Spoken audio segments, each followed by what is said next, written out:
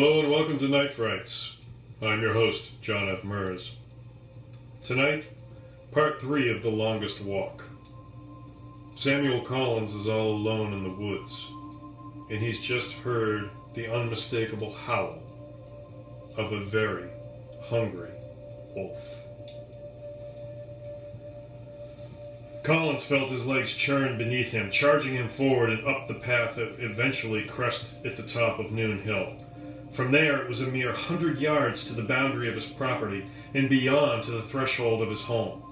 His lungs pumped like bellows now as he charged up the hill, any pretense of trying to quietly make his way home forgotten in the quest for speed. Collins cursed himself for indulging in a second tankard when one would have sufficed. Sarah always did tell him that he never knew when to stop, and she was right. His feet crunched more twigs and leaves underfoot as he kept climbing further up the hill. Branches swiped at his face as he clawed them out of his way and forced himself to keep climbing as fast as he could. Another howl broke the night. Was it closer now? It definitely seemed louder. Collins didn't risk a look back. To do so would only throw off his focus, and he pressed himself to keep climbing. His legs felt like leaden weights. They weren't moving quickly enough for his liking, but he could scarcely get enough air into his lungs. He was sweating through every piece of clothing he owned now, despite the chilly night air. And then he saw the crest of Noon Hill before him, a mere 20 yards. From there it would all be downhill, an easy run to his property and back inside to his home where he could find safety with the presence of his firearm. He stretched his stride now, imploring his body to respond to the increased demands. And then he felt the ground suddenly shift from an incline to level ground. He'd made it to the top. He turned and looked back at his climb. And that was when he saw it. There, at the base of Noon Hill, a dark form, but big and pulsing, as if endowed by some sort of nocturnal heart that drove it. Two blazing eyes set amidst a body of black and gray fur. The wolf. Bigger than any he had ever seen before.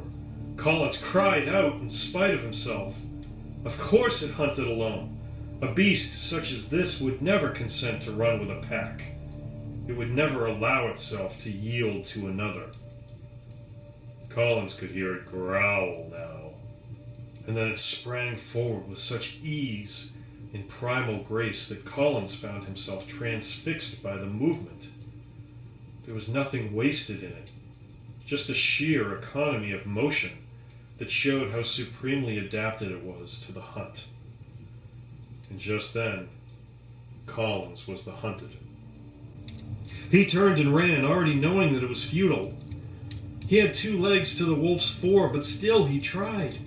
He might have indulged in too much drinking from time to time, but he was also the first to push himself, instead of settling for something less than he thought he deserved. And he deserved life, he thought. Behind him he heard only the snarls and growls, but no crashing through the undergrowth that Collins had caused on his own trek. And despite running downhill, Collins knew his legs were simply no match for it. He heard another growl now, low and sinister, ripping the air apart behind him. And then he had the sensation of a massive shadow floating over him, blotting out the night sky. The wolf landed in front of him and wheeled around, facing Collins for the first time. Collins skidded to a halt, his feet desperately searching for purchase on the downward slope. He was almost at the bottom of Noon Hill, just yards away from his property line. Perhaps if he'd left earlier, maybe if he just shied away from finishing his second drink, he could have made it home before the wolf found him. But now, Collins marveled at the sheer size of the beast before him. This was like no wolf he'd ever laid eyes on before. Its musculature rippled along its back and its legs, a strong chest with thick sinews wrapped like cordage about its entire body, topped with bristling black and gray hairs that moved like wheat stalks in the night breezes that blew across town. It bared its jaws, and Collins could see the sharp fangs contained within, oozing and dripping with tendrils of saliva that stretched and sank to the earth below, turning the dry dirt into a viscous mud. Collins steeled himself. He had no weapons save for the small knife he always wore, and he gripped its handle now, pulling it free from the leather sheath. The blade was a strong one, forged to do the work needed around a farm. Collins knew it would not break, but he also knew that the knife had never been called upon to fight off a hungry wolf.